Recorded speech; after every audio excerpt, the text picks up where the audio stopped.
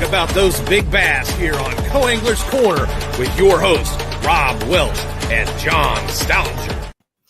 Good evening, everybody. I'm John. How y'all are? Cage Rob here hanging out with you. How y'all are? You are you from Kentucky? Not originally. No. All right. I see we have at least one eye on us, and I'm going to take a guess and say that's barking Rugers, but I'm not positive. I believe you're right. Seems that he was probably on before us. I'll do the old Karnak act. Yes, it's Barker Rugers. Yeah. Some big news came out today with Bassmasters. We'll get into that. May get into that later, but I want to get Jordan on here. Jordan Sypeck.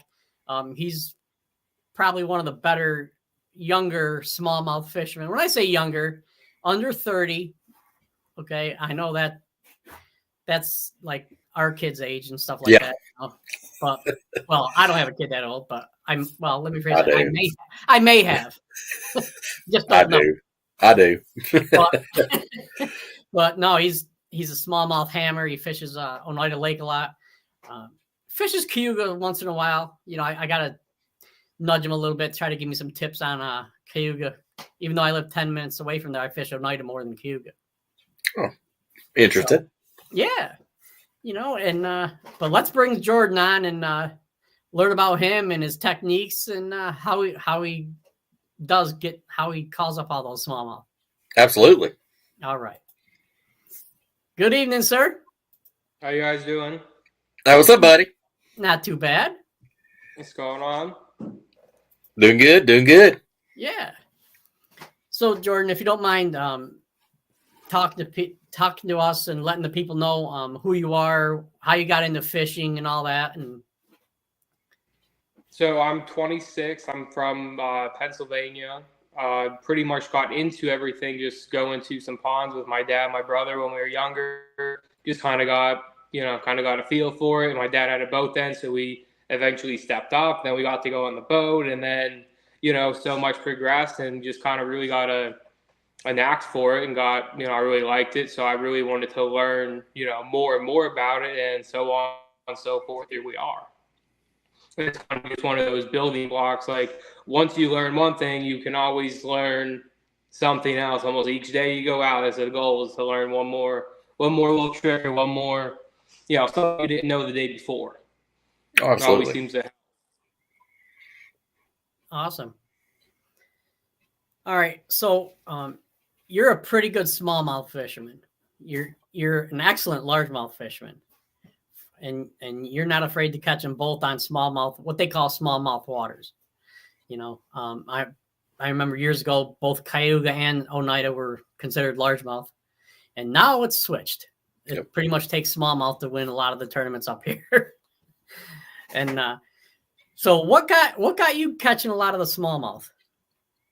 So, well, why don't we start with the largemouth thing? Because I learned how to largemouth fish first, because that's what my dad always used to love, the largemouth fish. That was his deal and tried and true to this day. If anyone asks like what he did on Oneida, it was, he knew how to fish shallow, and that's how he won a lot of money, probably more money than anyone else on the lake doing it.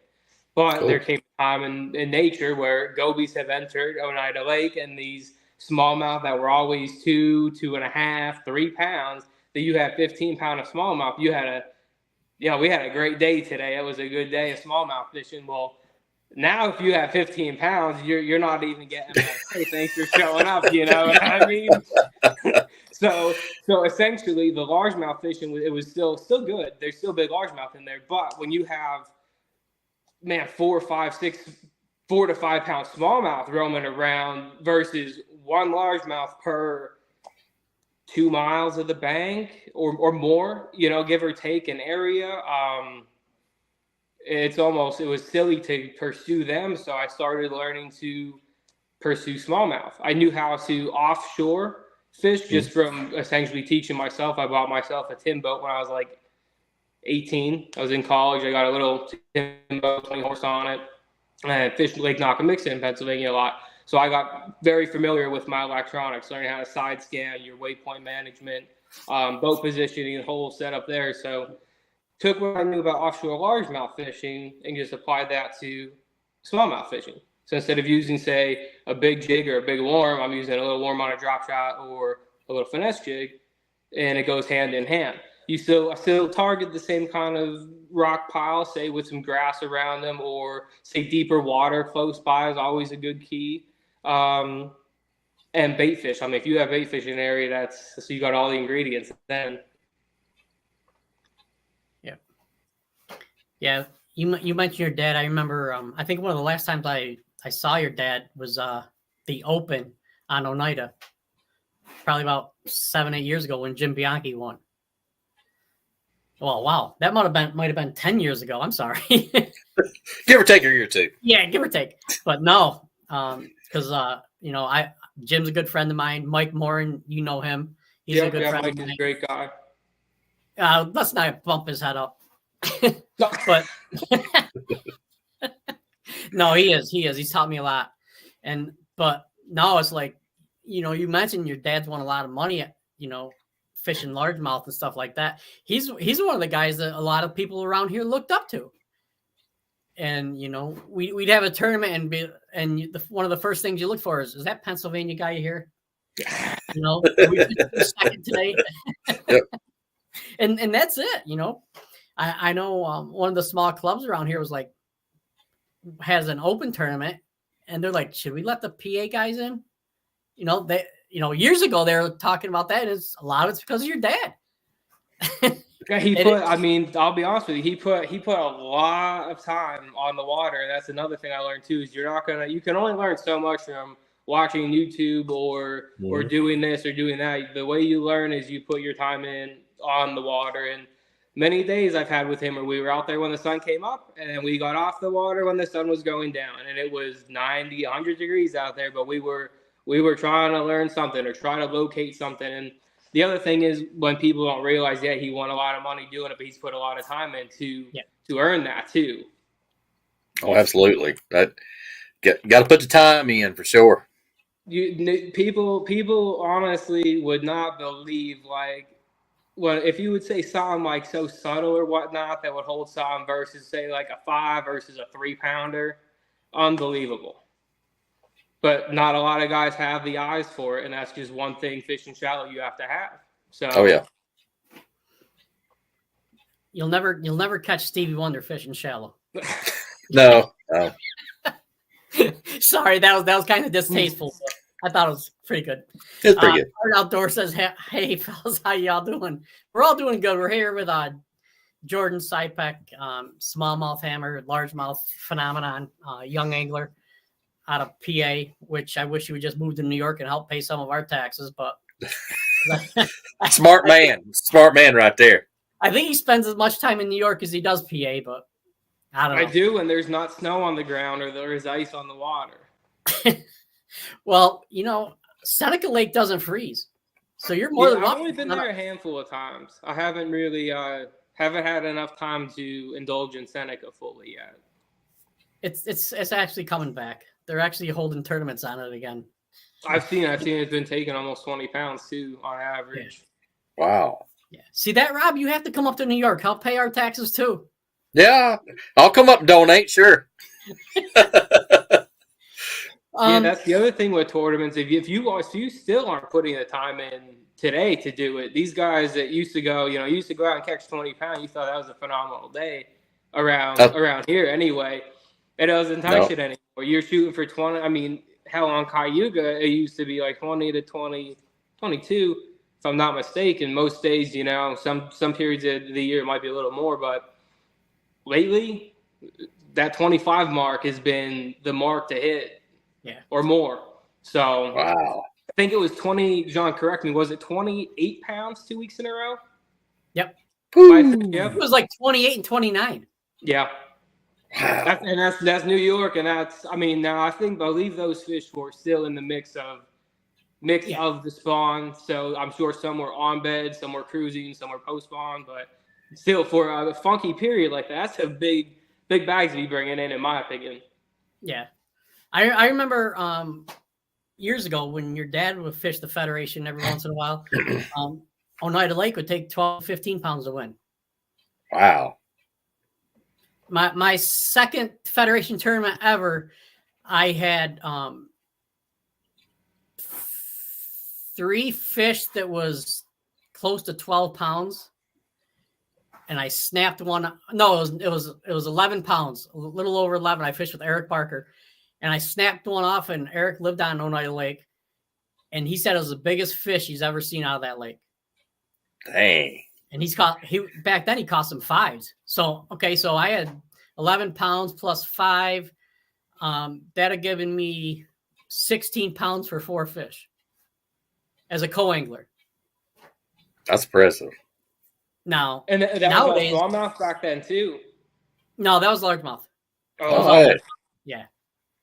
It was before the gobies. You can attest to it though. They've definitely changed, and I'll tell you one thing just from the whole walleye aspect of it. There are walleyes. I mean, you can catch walleyes from probably 2 foot of water to 32 or 42 foot of water if you wanted to. There are walleyes everywhere through there anymore because I feel like with the gobies influx, there's been so much more bait, so they're able to really flourish in there. Yes.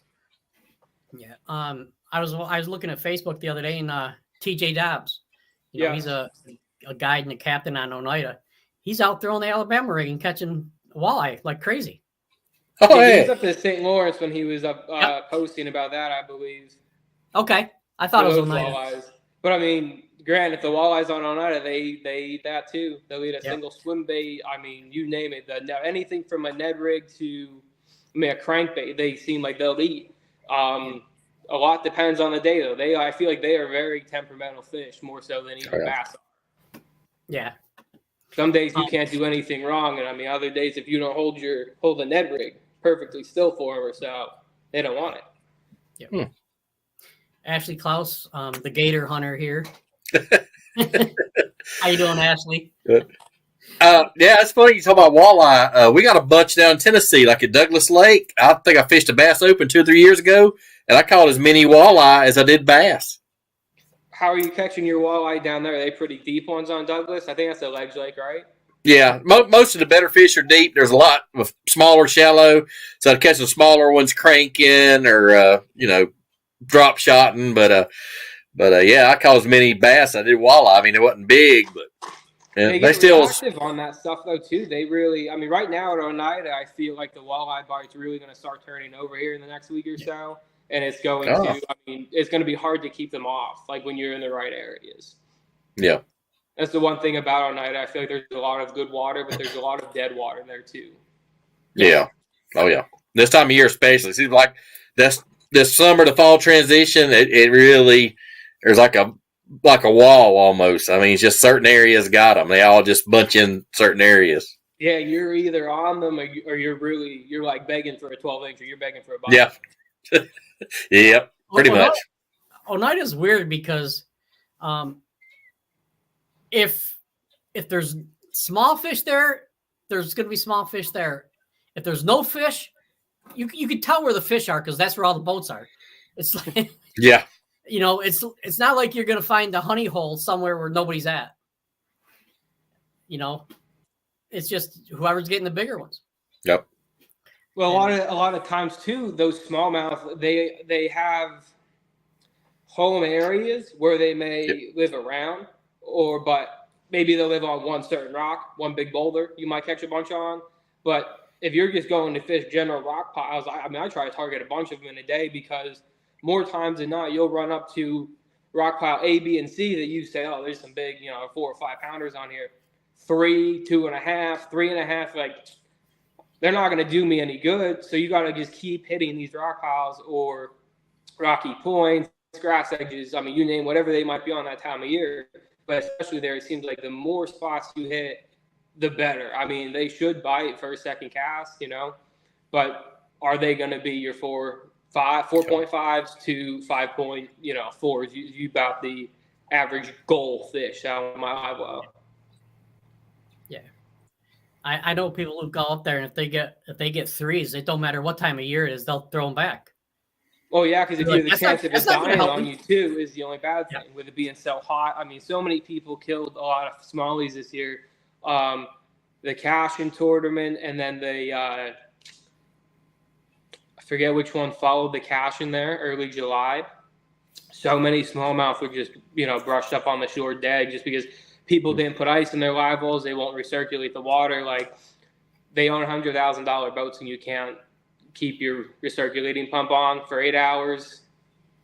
Put some ice in there. So, yeah, I feel like that hurt the population a little bit. Last time I was fishing a little tough. But when you see them all dead, it's not like they're going to be swimming there anytime soon. Yeah. Barky Ruger says something about approved, nasty, handy, capable bashing remarks there, John. That must be about the Stevie Wonder. Stevie Wonder joke. Keep that up, and Saint Finger's gonna shake his Peter at you. Oh man, that is pretty good. That's pretty good. Tard Outdoors qualified. Says he qualified for the ABA AFT National Championship on Lake Murray in October. Probably take 18 to 21 a day to win. Cool. We used to go down to Lake Murray in the springtime. So when I was in college, instead of going out and going partying all spring break and out drinking, me and I would go down Lake Murray and we would fish for a week. Oh, got cool. My PBs there back-to-back years. I got an 8-pounder one year and then an 8.3 the following year. Wow, man, that's a toad right there. Fun time down there. We were just mainly throwing crankbaits, jigs, and glide baits too. Some black talon slugs. They are the deal. What glide baits do you like? I'm going to be honest with you. I primarily only throw a talon anymore, a black talon.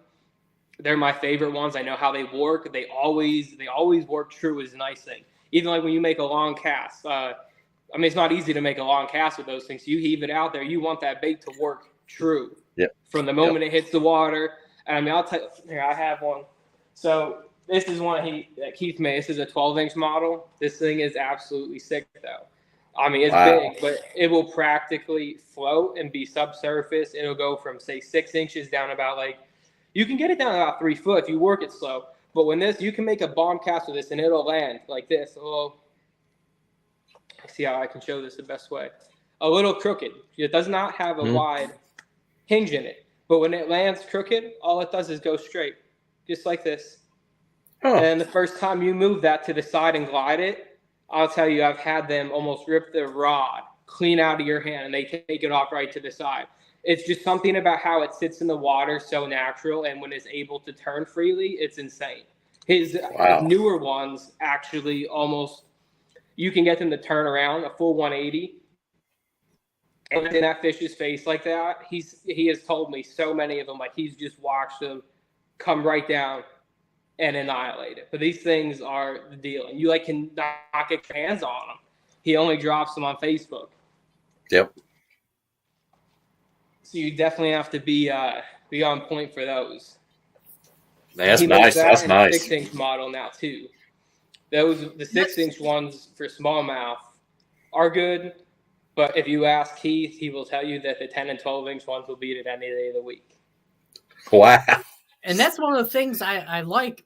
I want to try up here. I've never thrown them. Yeah. Nobody.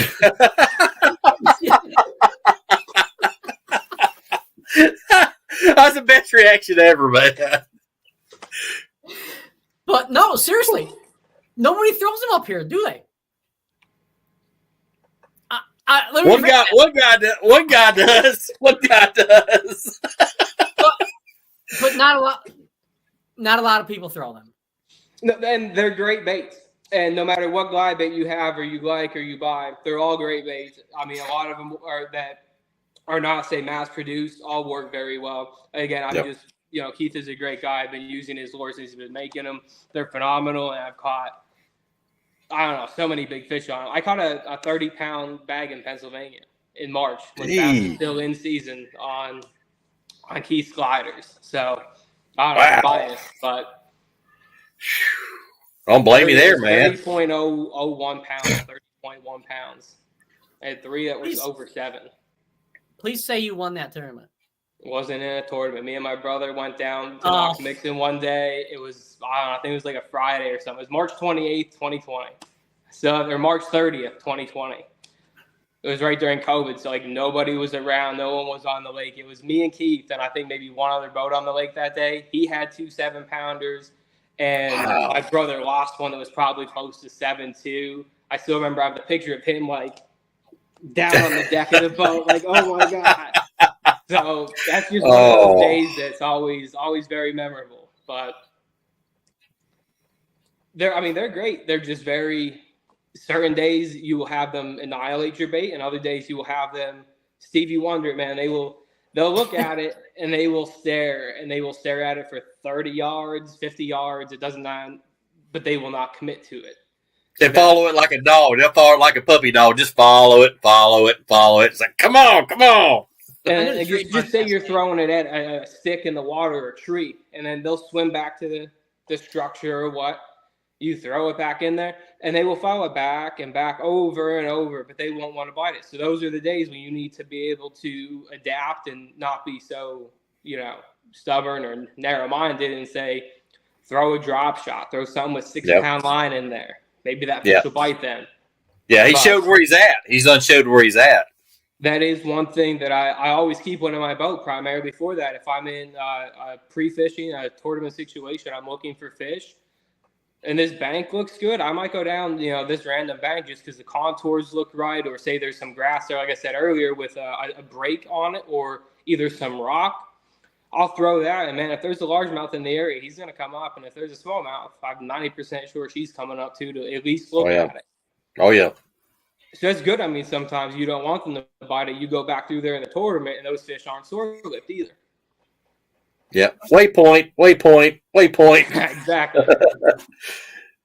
Now, when you're pre-fishing with a glide bait, do you take the hooks off? No. Okay. No, because I'll be honest with you, I might be a little guilty about this, but I've tried to do that before. Not with the hooks off, but I pulled it away from fish. They were never there in the tournament again. I've seen it too many times, so I kind of just got, what, if I'm going to see an actual big girl come out, I might catch her. Oh, yeah. I might win practice or what, but at the same time, there's no guarantee that fish is even going to be around, especially even if it's on a dock. Like a Cayuga on a dock, John, I'm sure you're very familiar. You might have 5 docks that got 5-pounders on them on Thursday, and you go there on Saturday, and there's maybe one dock that's got a fish on it. So they gone. Long gone. Yeah, all the boat pressure and fishing pressure just chases them out. Oh, yeah, I've seen it. Yeah, a great thing for Cayuga, too, is everyone loves to go swimming right off the docks, too. So you might have a great stretch of bank, and you don't get to it right time of day, and you have the swimmers and the dog going. They're on the raft. Then where do they go? You know what I mean? I feel a lot of times they might just slide deeper, but how do you know if you weren't there when you've seen all that disturbance going on? Yeah, there's a couple areas on Cayuga where there seems like during the week it's great, but then come the weekend, it's all family. Yeah. And they're out there swimming and, dogs diving and all. Yeah. You can catch up Monday through Thursday, but come Saturday, there isn't a done. fish. So you might as well just waste, I don't know. I don't like dock fishing anymore. I thought you'd be like James Worldwide Watson, man. I thought you fished boat docks all the time. Yeah, about that. Yeah. So, with the smallmouth, what? I mean, you mentioned glide baits and drop shots. Did you get into football head at all, or no? Oh, for sure. So I have a 1-2 combo for them, either when it's earlier in the season, midsummer, or this time in the season. A lot of times they're either going to be on a crawfish bite or they're going to be on kind of like a swim bait bite. So I like the Sypeck football heads. I mean, they have a great hook on them. They have everything I like for catching smallmouth. I have great sensation feel with them. I'll throw my football jig around for a while. They don't seem like they're really on the jig. I'll just take the skirt off, essentially. You still throw a swim bait as a trailer or whatnot, imitate like a goby profile, a little bit more bulkier thing. You might get a bigger bite. But a lot of times you just take the skirt off and you can see you might get more bites versus with the skirt. And a lot of times if I'm seeing them on the screen, a lot of times I can differentiate like, hey, this is a smallmouth. This is a drum. I don't know if you have a lot of drum down. Oh, yeah, you have drum in Kentucky, I'm sure. Oh, yeah, we do. More in Tennessee. We got a few in Kentucky, but a ton in Tennessee. So we had like Oneida's got a bunch of drum in it too. And again, you're new to like say your live scope or whatever, forward facing. You see that like, oh, there's a big one, and you'll spend 2 hours throwing at these big smallies, and they're just drum, just kind of cruising around. But a lot of them, they'll bite once in a while. The walleyes will seem to bite your swim bait a little bit more. So you get more bites throwing a little bit more finesse presentations. So I do like to start out aggressive on them and then kind of narrow it down as I go. No, absolutely. But yeah, in Tennessee's funny. They will those drum love crankbaits. They will hammer your crankbait and just wallop it. I've caught them on jerkbaits here. Like I throw my jerkbait on a little wimpier rod, and I mean, honestly, up here you think it's a big smallie, just hitting it. Why would a drum be coming up and smoking it? And you hit the hook, and it doesn't jump right away. Like this isn't right. Yeah, something's up. It don't feel right. Yeah, been there. So when you if you don't mind, when you rig the swim bait up on the jig head, do you put tail up or tail down? What do you mean? Hook it regular? Oh, you mean okay? Yeah. Here, hold on. I got one.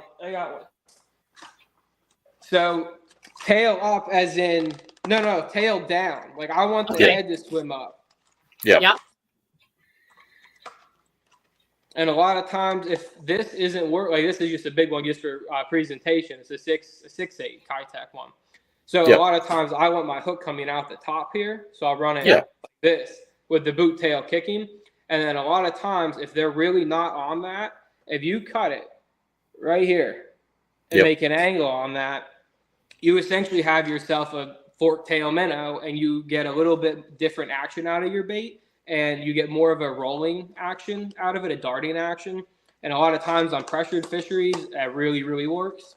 Again, you could throw a different bait if you so choose, but to me, it's easier when you are searching for fish. If you have, say, just a normal swim bait hooked up and you're throwing out, you're not getting bites. Simple modification, and if you get bites, you learn a lot quicker. As you say that, I know a lot of guys in Chickamauga, they fish chatterbait a lot. They'll do the same thing with that Kitech on their chatterbaits. They'll cut the tail off and just right at the tab. Do the same thing on chatterbaits down there. It makes that bait hunt more side. And even when I like it more when you're rolling on rocks too, because it'll roll off of them like a crankbait more. And again, when it's more open like that, you kind of want that bait to hunt and deflect more so than running parallel down a grass edge or whatever else you might just normally be fishing with it. Oh, absolutely. And I'm right on about the jig. I fished Del Hollow a lot in early spring, and it's famous for smallmouth. But funny is they like the football jig, but they like it dead stick more or not. I mean, a lot of times you'll have to just throw it out and just let it sit. If you move it, they won't bite it. But if you just let it sit there, they'll bite it. They're kind of flaky like that in the spring. I don't know why. Candlewood is actually a little bit like that. Trying to relate to a place like that, Candlewood would definitely be a place very relatable to that. And I feel like a lot of what the older local guys, they just got a lot more knowledge on the place who've been fishing it for, again, way longer than I have. When the water temp kind of pulls up, what they always assume would happen, then bigger smallmouth will want to get on beds, but around 8 foot though. So it's still early in the spring, and you still really can't see them, but you're just throwing out a tiny jig, and you're just holding it there, and they just kind of take off with it. And a lot of them say that they're on a bed, and you just don't realize that they're on a bed yet until it gets later in the year, and then you realize more of them are doing it. Oh yeah, I got my biggest lake here close is Cumberland, Lake Cumberland. It's got a lot of smallmouth in it, and I know one year I was fishing BFL. Me and my boater kind of figured it out right at the end of the day. The lake was 10 foot up, and where the original shoreline is where the smallmouth, we couldn't see them, but I was throwing a tube, and he's throwing a drop shot, and it's just one after another, just on that old shoreline. They was all bedding up right there on the shoreline, and they was, like I said, we figured it out the last hour. It is what it is. That's right, where they feel safe though in that safe zone. The Chesapeake Bay, I mean, I'm sure the Potomac, I don't have much really experience on the Potomac to speak for, but I know the Chesapeake's the same way. Like you'll want to focus your fishing, especially around the spawn, around a low tide. Yeah. Because obviously if you're focusing on a high tide, that bed is going to be out of the water in 6 hours.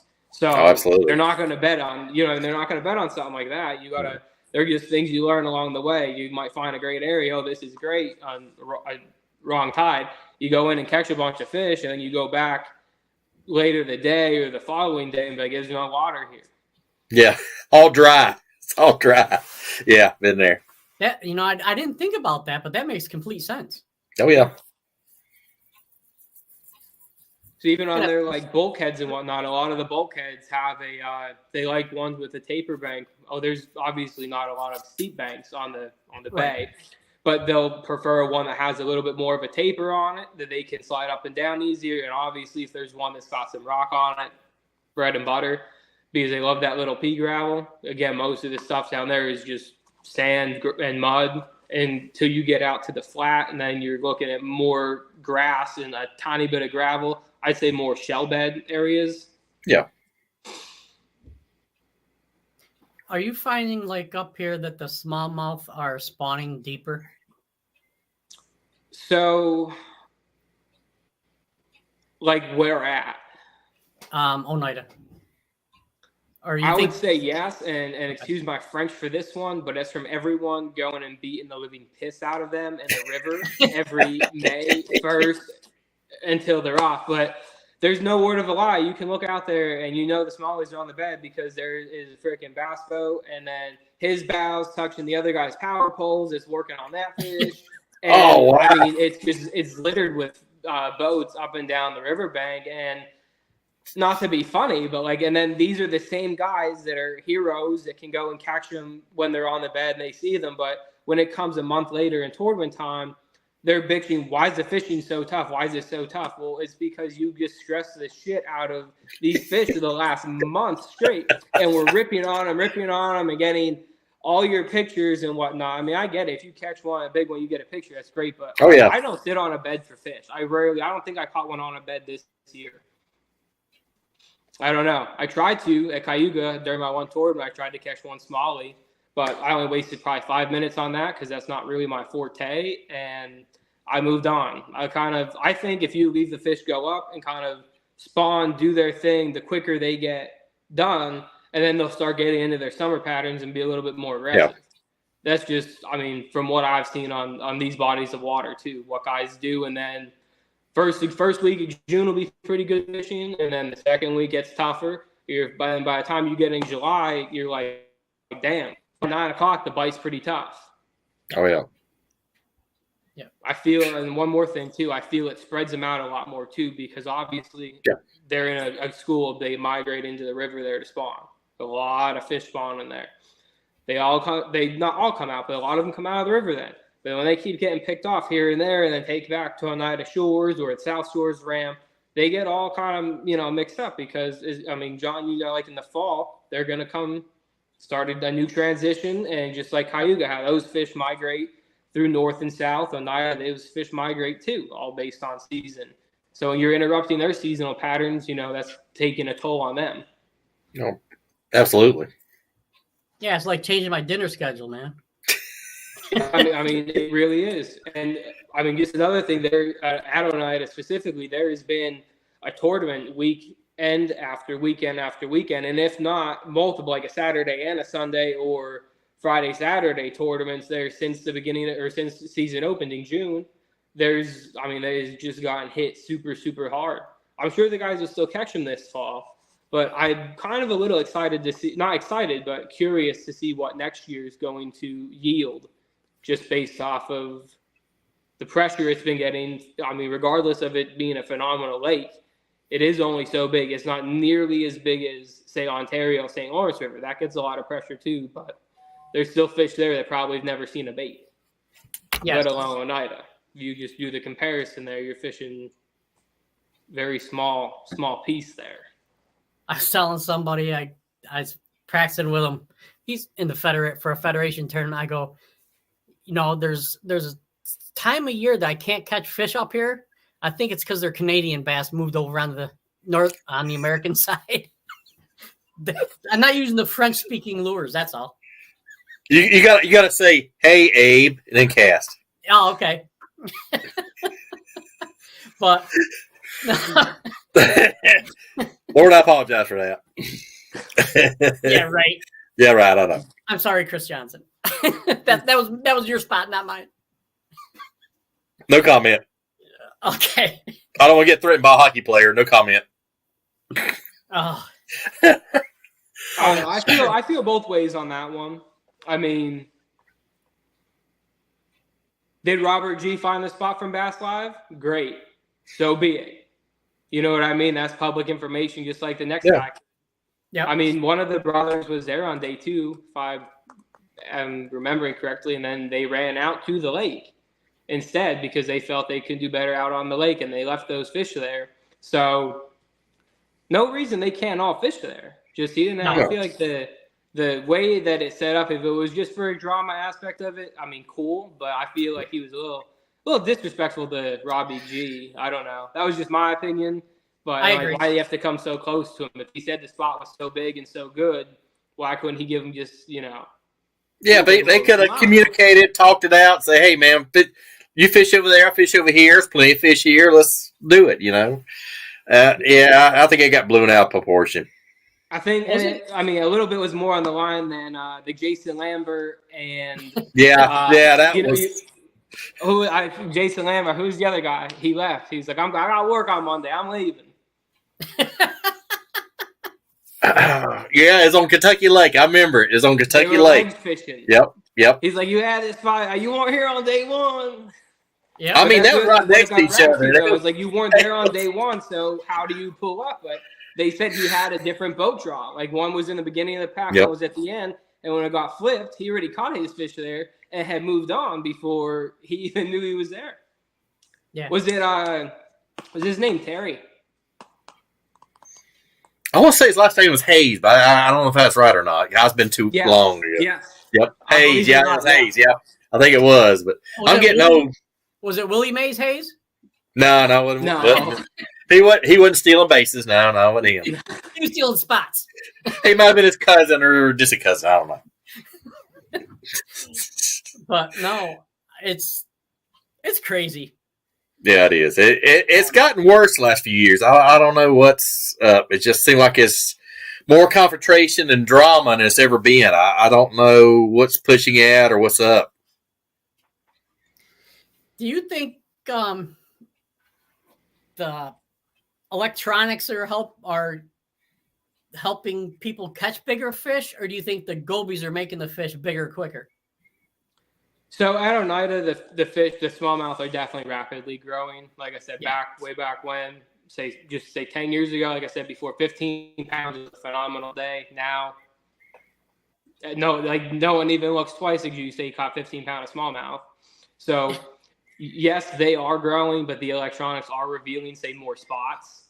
My biggest thing, I'm for the electronics. I guess it's obvious, like I'm a younger kid, but my thing is, like, I was able to learn stuff without them and learn what fish are saying on the bank, on structure, on the, big laydowns. They come way off the bank over 30-foot water, then you're catching the fish. Like, damn, it didn't get down, even 5 foot down. And your jig got thumped. And that fish was only sitting 5 foot under the surface, but you had no idea beforehand, Now, being able to see what's out there, to me, has really opened a whole new perspective of things and opened up a whole new area to fish, like that abyss that everybody called, like, there is nothing out in the middle of this lake. Well, there's a lot of big fish sitting out there, and they're the easiest ones to catch because they're unbothered. Yeah. I'm sure, are you guys familiar with Josh Jones? Oh, yeah. Dude just catches giants. Like, he figured out that forward game, probably like the entrepreneur for that, and then was catching the crappies, and then just related that fishing to bass fishing. And he's out in the middle of OHIV without another boat leaving in sight, without binoculars. That's why he has like his whole buzzard shirts and all that, which is is great. But like you said, that could be a thing that is so cutthroat anymore, is just people want to go out and people want to catch fish. They want to catch the biggest fish, but they don't want to put the time in. And a lot of the older guys are very familiar with how much time you need to put in to be able to learn and catch big fish. And I feel that's a bad taste in their mouth when it comes to forward facing, and they feel that's almost cheating. And that's where that aspect comes from. even though there is a whole nother science to utilizing the forward facing correctly. They feel like, oh, you just go out and drop the trolling motor. It doesn't really work that way. You've used it, you're familiar with it. Yeah. I mean, you see so much how the fish react. If they follow it, I mean, you can make little, just little changes. Up your weight, that make it way heavier, and get them to actually bite it. They'll follow it, or you change weight or change colors, and you get them to bite. So it's a lot of nuances.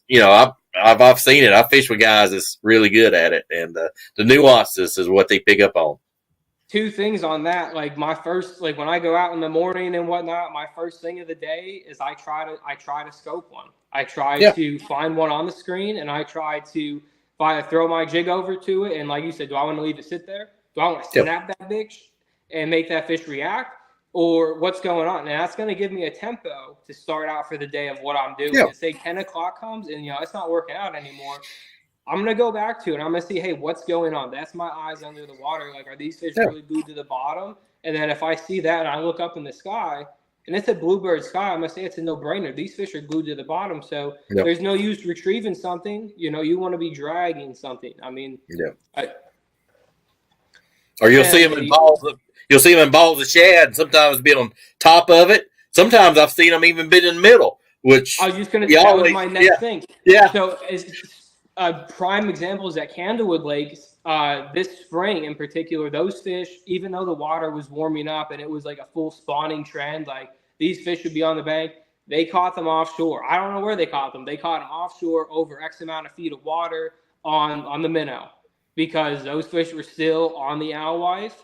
And that's what they wanted to do. And that's just how they were able to get on. They got off the bank away from the fishing pressure. And then that's how they won the tournament because those fish out there were not bothered nearly as much as what fish on the bank were. Oh, yeah. Yeah, because I remember 10 years ago, if fish, people say fish are suspended, I'm leaving them because I can't get them. Yep. Yeah, exactly. But now come to think they're almost one of the easiest fish to catch. Yeah, just because that's how they set up when they're actually hungry. Yeah, and people,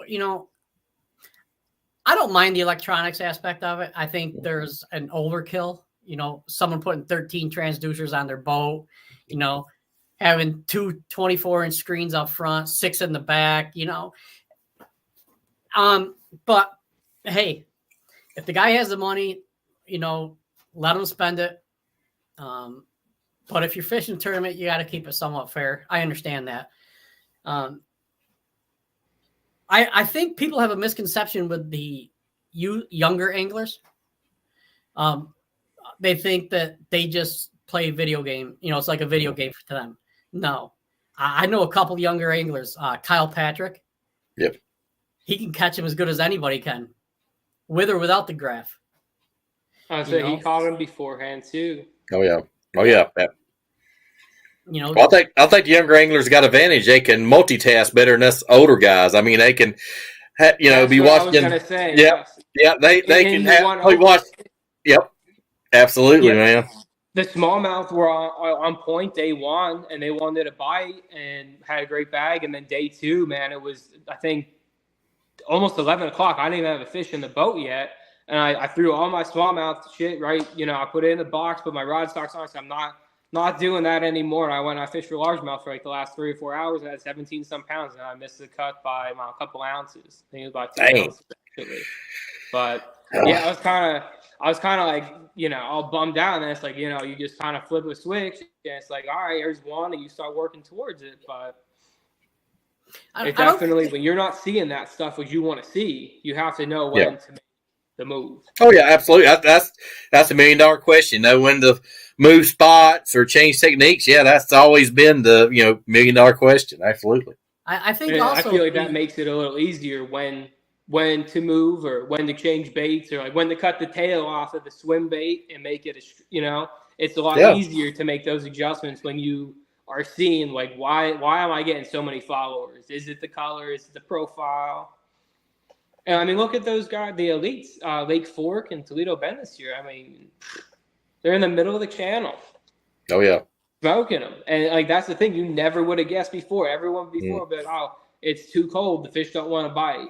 It's too cold. They're where they're on the bottom. These fish were 5-10 foot under the surface. Yep. That's something, and I feel like that's just something we got to learn from this technology too. It's a benefit. Oh, absolutely, And I absolutely. think the younger anglers are more apt to switch things up quicker than the older, stubborn guys. I mean, I'm old, but I'm not stubborn. You know, I'm very well. Yeah, I'm set in my ways. But if you just say, Rob, like you on Kentucky or what, you have like say 20 spots, and you know you were through half of them.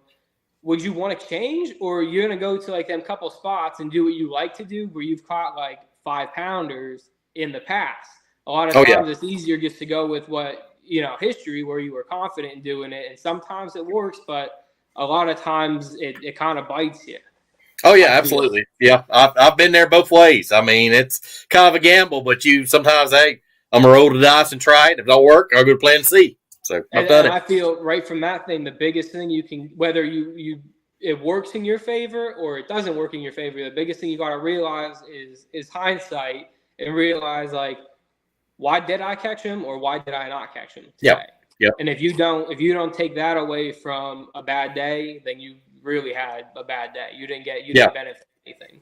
Yeah. Oh yeah, absolutely. I totally agree with you, man. You nailed it right there. Absolutely. And I think that's one of the things people forget is the home field disadvantage, home lake disadvantage, because the history's there, and it's, you know, you get spun out once and you're done. Yep. And Barking Rugers, he knows a little bit about technology. Yep. This technology has helped us answer a lot of questions with observation rather than guessing. Good point. That's it. Very true. Yep. Yeah. Yeah. All right, bud. Hardest question of the night. Your favorite homemade cookie? Probably my mom's chocolate chips. She puts like a little bit of vanilla pudding in with them too. Ooh. Yeah, it's like it's a very nice recipe, and they stay like super soft and fresh, just a little longer with the pudding in them. Super, super tasteful. Usually around Christmas time and whatnot, she whips them up. Hey, if you're gonna fish the Federation next year, I'll link with you. Just for some cookies. Yeah. Oh man. I'm gonna try to do the New York ones next year as well as the PA ones. The PA ones, like I said, I got that one more to do, and for their team trail, like the BASS team trail for them, me and my one buddy, we're leading the points for that trail. Oh, nice. Cool. So nice. So if we do good at this last one, we're gonna go down to the Ouachita River. Yeah. I think in Louisiana there, and that's in December for that, the team qualifier. And then other than that, I don't know. I think I'm in like third place or second place for the regular points for PA, so I'm not sure where that's going to unfold after this one. But hopefully next year I can do the PA ones and the New York ones. I did mention this guy knows how to catch fish, right? Yeah, everywhere and anywhere. Yeah, if he's in that good of points in both those divisions, yeah, he's a hammer. Yeah. I'll agree with you. Well, he had a little bit of a head start on you and I. His father was a pretty good stick in his day. Still is, I should say.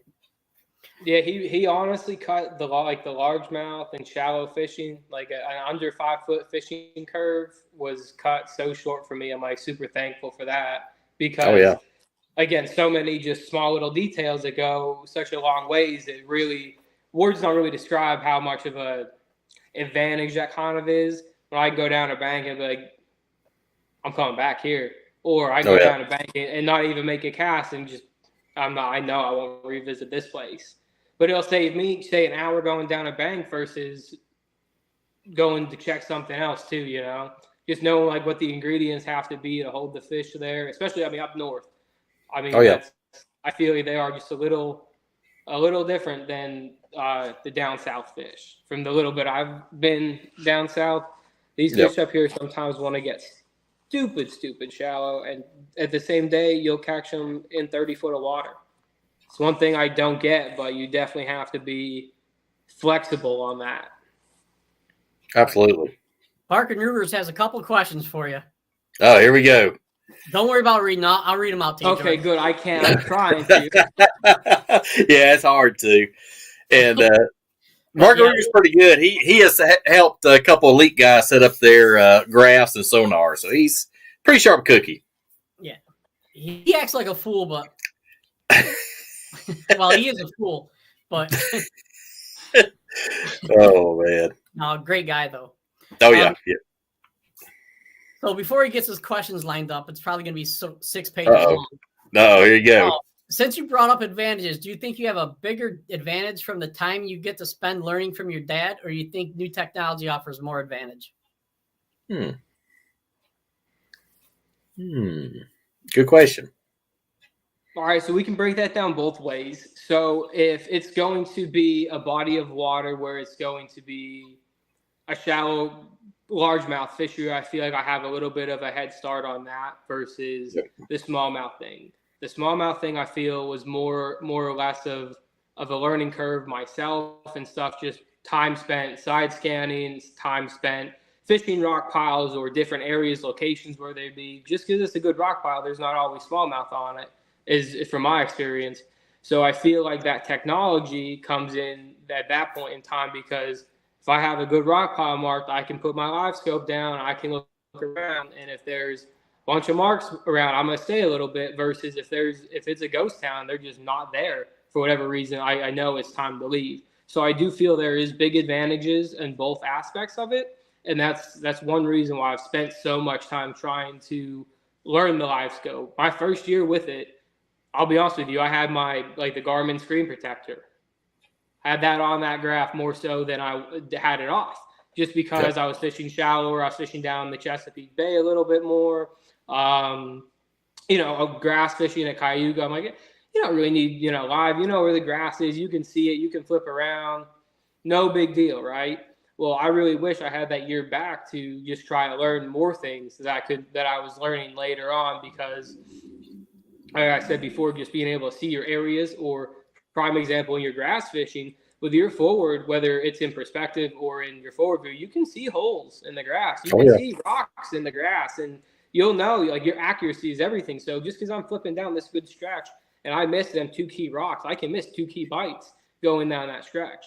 So I do use a Humminbird 360, so that also helps differentiate where my structure is. And then I have my scope on a AccuCoil, the full force turret it is. So that's a foot pedal. It's got variable speed on it, and it's just on a metal pole. It's waterproof. I love it. I helped design that thing to have the mount go on your Garmin trolling motor, and then you have capabilities to add your 360 transducer, and then you still have room for your live scope to be independent. So you're on a rock pile or brush pile, whatever it might be, you can sit there and spot lock in 20-mile-an-hour wind, and you can still scope. You can still look around, see are they to the left, are they to the right, is there fish even here, or so on and so forth.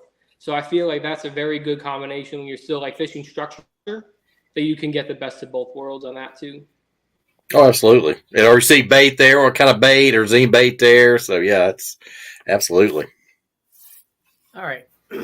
Not follow just a different way of looking at your water, if that makes sense. Reading the water just in a different aspect of it. He says part of it might be because the tech isn't so subtle versus the fine detailed nuances you learn from the old timers. I think he's calling your dad old. Experience. So, I do have a very good reply for that, because the history could be phenomenal, and there could be things that you may not learn just by going down an area or going over a point with your electronics. You might see the rock pile, and you might see its huge rock pile.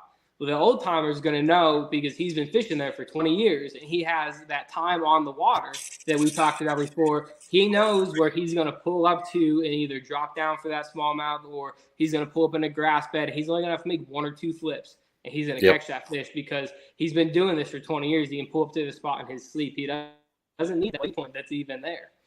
So I feel like that fine detail definitely goes a long way.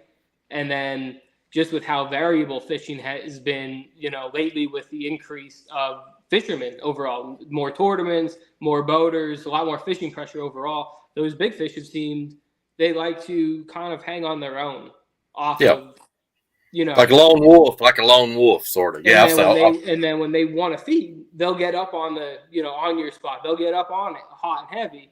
but a lot of times they're just kind of, off doing their own thing. And you wouldn't really know that without the technology. So old timer would say, yeah, they just, fish weren't there today, just a bad day. Well, it was only 20 feet over there. You just didn't. Just timing. Yeah, just a matter of timing. Just yeah. a matter of timing. And that's all it is. So that's where you might be able to get your extra bite. Even if it is something as simple as a weightless Senko that you pitch over, or you have a jig head minnow and you pitch over if it's a little deeper, you still get that extra bite with it sometimes. So I feel that is a big benefit.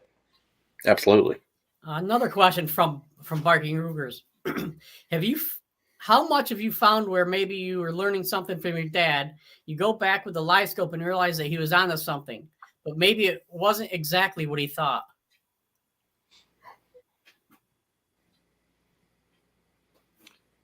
I'm trying to think of a spot maybe on Oneida just to give like a good example of maybe somewhere he was in the past.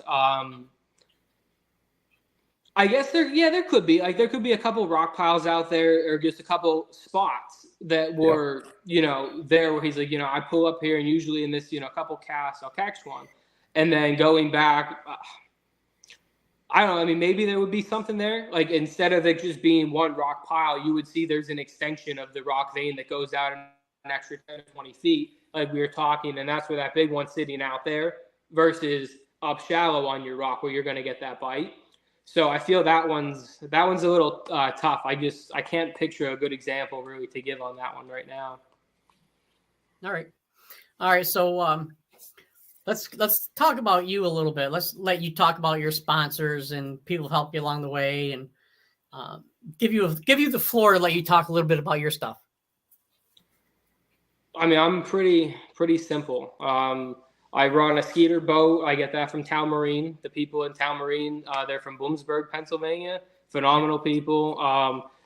They have a great selection of boats. It seems like all the time. They have great service. I don't know. They're phenomenal. I need stuff. Like, if something goes wrong, I mean, thankfully, knock on wood, I didn't need like a lower unit yet, but I've needed X, Y, Z, and the one phone call away, I have it. My Dobbins rods, they're the only rods I use. I'm just maybe partial on that. They're the ones I kind of started using, but I feel like they're just very, very good. I have rods that are, I don't know, 10 years old already still, and they've caught hundreds, thousands of fish on them. They don't look new. They definitely don't look new, but I trust them ripping into a big fish tomorrow.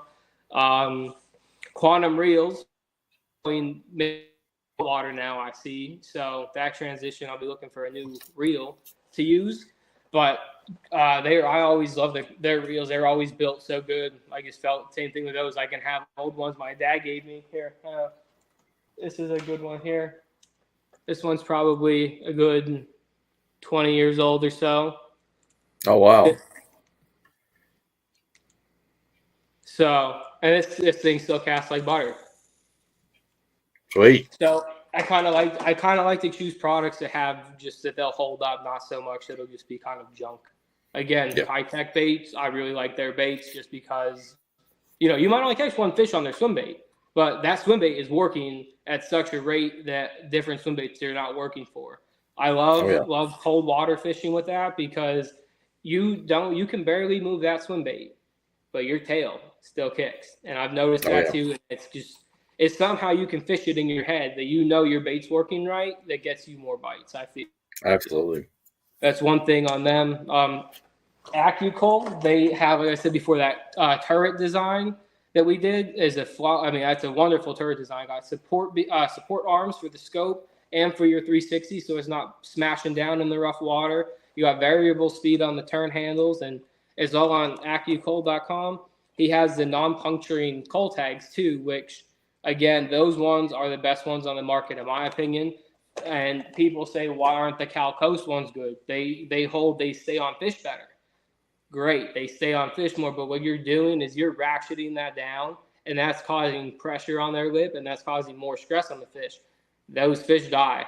I mean, it's just been proven time and time again, those fish will die, and that's pretty much worse than the puncture clips too. Yep. But these ones, I mean, the lanyards float, they're color-coded. It comes with a board too. So for all your numbers on the colors, you old school, but you turn dial it. So you don't have to worry about your scale battery dying or your touchscreen hitting the wrong button or deleting the wrong weight.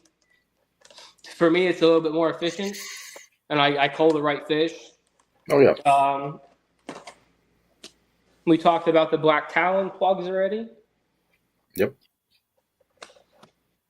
Graph Glass is another great sponsor. Graph Glass Lithium Pro batteries. So I run 5 12-inch screens, a live transducer, Mega 360, all off the one Lithium Pro, their Mega battery.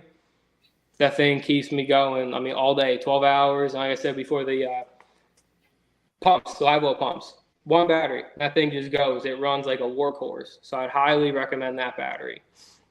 Cool. And I guess Garmin, they're all my electronics. I do run the 360 from Humminbird, but I'm not a full-on, Garmin, sponsor. I'm not allowed to run other products, but the 360 is probably the only useful thing from Humminbird, in my opinion. I turn that graph on, and it just goes to the 360, and that's it. I don't touch it. I don't look for waypoints, mapping. I can barely navigate it, to be honest with you. Yeah. And you got your guide business. Rep your guide business. Tell folks where they can find you and lakes you go to. So I have a guide business that I do when I'm not working as a nurse. So mainly I'll guide on Oneida Lake. We'll do walleyes, smallmouth. If you want to learn largemouth, like flip some grass, dock fish, etc. Do all. Oneida Lake's usually a little playhouse. You can catch a little bit of everything. You can do a little bit of everything based on the conditions and what. Cayuga is a great place. Love to go, pre-spawn smallmouth fish, largemouth fish pre-spawn. Once they get on the beds, I'm not a giant fan of that. But after that's all done, throughout the summer, I love a good jig fishing bite there in the grass. One of the best I feel in New York. Onondaga is a good place too, though, to fish a jig. So, but those are the 3 main places in New York I'll guide on. There's a couple places back home that I'll go to that I just am very familiar with. If people want to, get on some fish, we can go to like Harvey's Lake, stuff like that. Nockamixon, like I said, very familiar with Nockamixon. I do have a little website, but mainly just I put my posts on Facebook, Instagram, some on TikTok, and I leave my phone number there. So best mode of contact is just to contact me, and we'll make something happen. Absolutely. Now, with your guide business, do you offer teaching as well? So during my trips, usually that's kind of it's expected, because I'm sure, say 90% of my clients are not going to say fish a jig the way I fish a jig, or crankbait the way I do, or a jerk bait, you name it. They might have their own way. So a little bit in the morning, we'll get on some fish, we'll see what's going on, but I won't like troll for a while. It's all like conventional casting. So we'll throw a little swim baits, little jigs, little blade baits. We'll see kind of what's going on. And then once we kind of get dialed in, that's when like the teaching will start. Like you have to fine tune this. You have to work your bait a little bit slower, because sometimes them walleye really like when you snap your jig or your blade bait, and other times that subtleness really triggers the bite. So a lot of times that learning will come in for specific techniques on specific days. I won't be able to teach everything in one day, but as far as your basics of casting, your knot tying, taking fish off, etc., stuff like that is all included in with it. And then usually we'll get down to the nitty gritty when it comes to something we're catching them on a lot that day. Even if it's something as simple as a Ned rig, sometimes it's just holding it still. And a lot of people want to overwork their bait too. There's that aspect of it too. When you get the guys that are, they lift it up, they're moving it, and they don't realize that they're pulling that bait 10, 20 feet at a time, and they're not in the strike zone, and they're not going to get bites. Absolutely. You're not going to believe this, but I've never caught a fish on a Ned rig. He doesn't throw glide baits either, so. Yeah. What's he throw, man? I don't get it. I throw glide baits, I throw nets, but I have to. What's that guy throwing over there, man? Sound like he needs to get. What's your favorite way to catch a fish? Let's turn the tables here. How the tables have turned. Hey, I think he needs to hire you as a guide, man. You need to show him. Oh, there you go.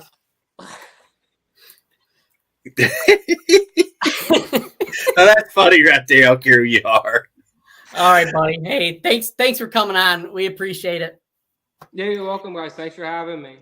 Yeah, all right, I'd like to have you on again and talk a little bit more on electronics and stuff like that. Maybe teach me how to throw a Ned rig.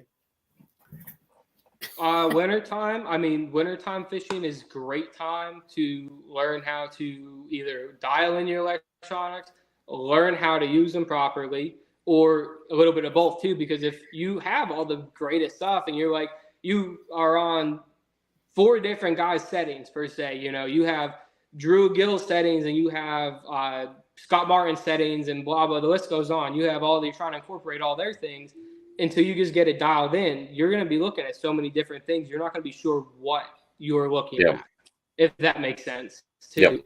So a lot of times when the fishing's a little bit slower, you really get to dial that in. You got to really learn what fish identification comes into play a lot then. And then, like you said before about like weights on your jig heads or your jigs themselves, how fast you have to move them to make them react. That's a great time when it's just a lot slower fishing, where you can do a lot more of the teaching aspect of it, of where I don't even have to fish or hold the rod and show you how to fish, how to do it the right way, where I can just essentially say, okay, here, faster, slower, or, kill it, whatever you might have to do. It's a lot easier to teach that way. And then when they can see it visually on the screen too, I feel like they get a better takeaway from that. Absolutely. So they can take that fishing, next time they go, they're like, oh, I remember that one time I was working my jig fast and then I left it sit there for a little bit and then boom, I got a bite.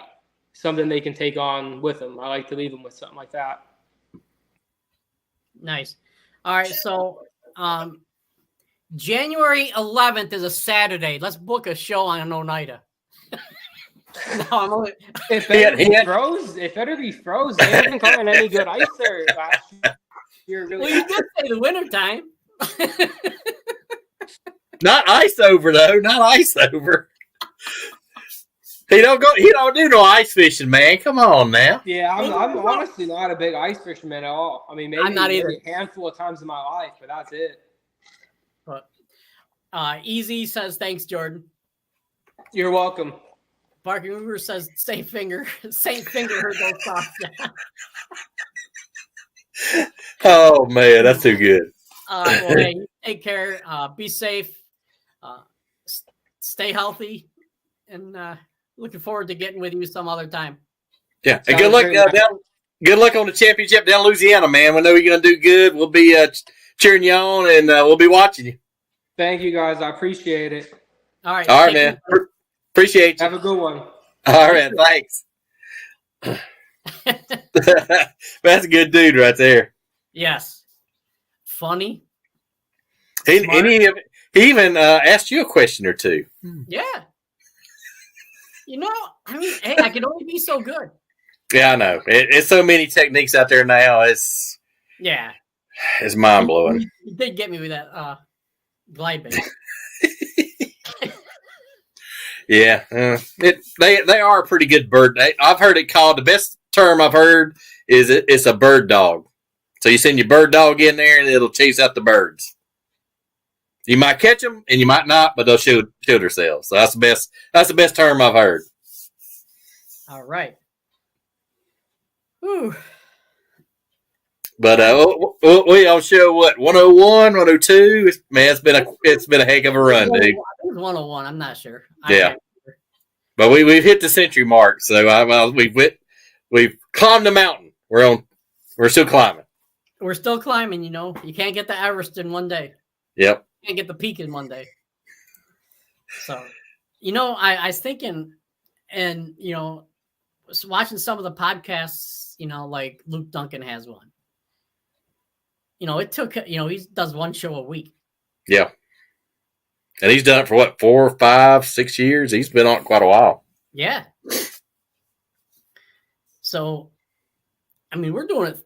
We're going to be 3 times as good quicker because we're doing more show. There you go. And we're getting just as good as guests, or I think even more, because nobody's having the women on like we are. And every one of them's been great. That's been the best blessing, man. On Mondays, the women always bring it. They're sharp. They giving them a chance, and man, they knock it out of the park every Monday. It's amazing. Yeah. Just to let you guys know, we do not have an open date until December 9th. Wow. And we got a lot of good guests coming. I know. Yeah. We've got 2 or 3 of the fish herd or Bassmaster herd gals coming on. Yep. Christine Fisher, Anastasia Patterson, they're booked back to back. Yeah, November 18th and 25th. Oh, speaking of Christine, you see where she got caught up in a storm.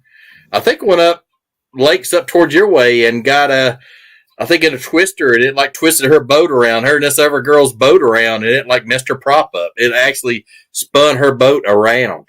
No, I didn't see that. Yeah, I'll find this into you. It was amazing. I was like, whew, scary stuff, man. It is. It is.